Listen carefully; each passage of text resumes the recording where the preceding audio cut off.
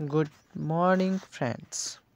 जैसा कि मैंने वादा किया था आप लोगों के लिए कि एमपीपीएससी के कुछ जो क्वेश्चंस आते हैं 3 मार्कर और 5 मार्कर्स में जो पूछे गए हैं प्रीवियस ईयर्स क्वेश्चन पेपर, उनको किस प्रकार लिखेंगे, उनका आंसर किस प्रकार करेंगे, इसलिए हम लोगों ने एक सीरीज चालू की है। उस बारे में हम लोग यहाँ डिस्कशन करेंगे। तो अब आइए उस पर बात करते हैं। चलिए, तो आइए एक क्वेश्चंस जो 2014 एमपीपीएससी में पूछा गया है उसके बारे में देखते हैं। 5 मार्कर, जैसा कि आपको पता है कि अब तो रिस्ट्रिक्शंस हो चुकी हैं कि 9 लाइन से ज़्यादा आप नहीं लिख सकते 5 मार्कर में। तो उसी लाइन में कैसे हम लोग अपने आंसर्स को अच्छे से अच्छा और ज़्यादा से ज़्यादा पॉइंट से डाल सकते हैं उस आंसर्स में, उस बारे में हम लोग डिस्कशन करेंगे।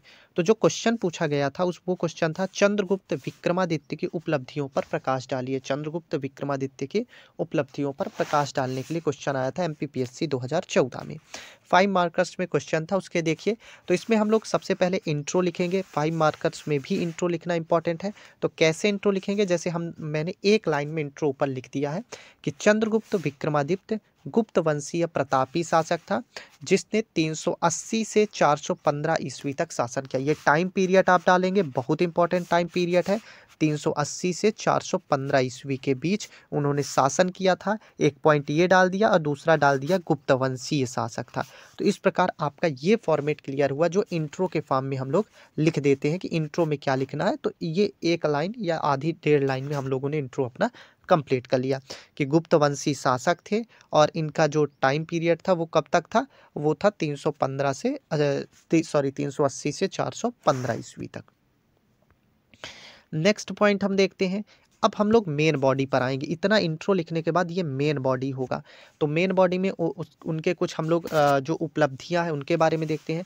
तो विद्वानों का संरक्षण किया, पहली उपलब्धि तो विद्वानों का संरक्षण किया, जैसा कि हमको पता है कि उनके दरबार में कितने नवरत्न थे। दूसरा हम लोग इसी में पॉइंट फॉर्मेटिंग इसी तरह करना है। उत्तर में बहुत अच्छा फॉर्मेट, बहुत अच्छे नंबर मिलेंगे कि पहला, दूसरा, तीसरा, चौथा, पाँचवां, छठवां, इस प्रकार के फॉर्मेटिंग की जानी चाहिए वहाँ जब हम लोग आंसर्स लिखेंगे अलग अलग फॉर्मेट में। ठीक, तो इस प्रकार की यहाँ पर फॉर्मेटिंग की गई है। जैसे विद्वानों का संरक्षण। दूसरा पॉइंट यहाँ क्या लिखा गया है, साहित्य एवं कला का विकास। इसके लिए जैसे कालिदास जिन्होंने मतलब मेघदूतम जैसी रचना लिखी थी, उस प्रकार के जो साहित्य और कला के विकासकार के रूप में उनको संरक्षण दिया गया था, इनके दरबारी में थे। तीसरा पॉइंट जैसे वैवाहिक संबंध। और चंद्रगुप्त तीसरा पॉइंट क्या हम लोगों ने लिखा, वैवाहिक संबंध।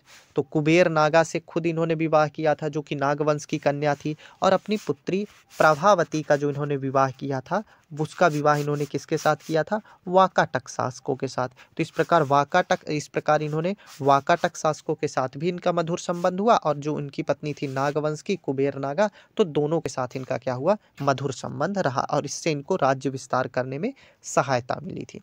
इसके अलावा यदि हम 3 पॉइंट के बाद इनकी सैन्य उपलब्धियों की देखें तो सैन्य उपलब्धियों में इन्होंने गुजरात, इसके अलावा काठियावाड़, इन क्षेत्रों पर शकों का शासन था और इनको पराजित करके भगाया। तो जैसे चौथा पॉइंट क्या लिख सकते हैं हम लोग, कुछ गुजरात, काठियावाड़ आदि क्षेत्रों से शकों को समाप्त किया।